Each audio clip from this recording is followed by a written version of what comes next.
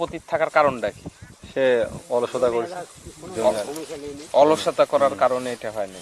কিন্তু এখানে যেহেতু চারপাশেই হয়েছে, এখানে বুনলে হতো। হয়তো কিন্তু তার না বুনার ওই লোকটার পাইলে ভালো হতো, না বুনার কারণটা কি তার? আপনি কি মনে করেন যে সে জমিটা কেন বুনেনি? যে কোনো আর একটা সাইটে মনে হয় যে অলসতার কারণে, না টাকা পয়সার কারণে হাজার পড়বে। হাজার করে। পুরানি এ সর রে সর সর, এই তো আস্তে এ পুরানি গুলা সেরাই চলে আয়, কাটতে কাটতে টানা এই পর্যন্ত চলে আয়।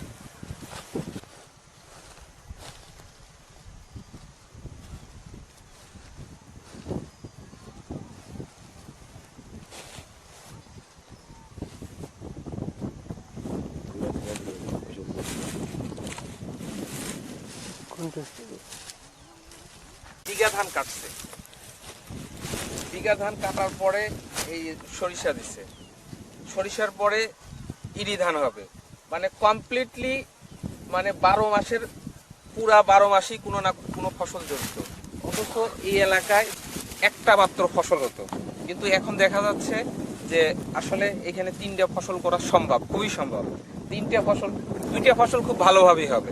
এই যে সরিষাটাও ভালো হবে আশা করি।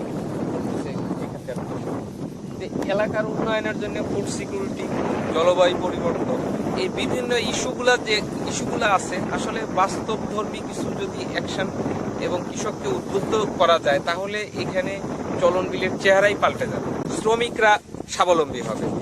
এই আমন ধান হওয়াতে আগে কৃষকরা যেভাবে কাজ করত, ওই শুধু আমনের সময়, এখন ইরি, আমন, আবার এই যে রবি শস্য, এই যে সরিষা, এই সব মিলে কৃষক সারা দিন কাজের মধ্যে থাকলে এখানে কোনো গ্যাঞ্জাম, কোনো গন্ডগোল, কোনো কিছু হবে না।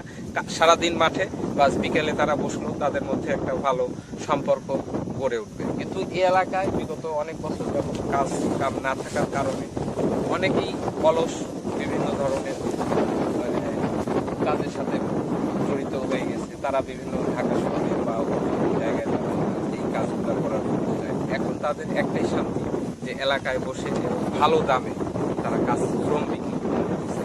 এখানে গৃহস্থ দেখতেছে সে মানে বাড়তি একটা ধান পাচ্ছে এবং বাড়তি আরেকটা সরিষাও তারা করতে পারে। না গেলে হবি যাওয়া এটা কেটা হ্যাঁ খালাক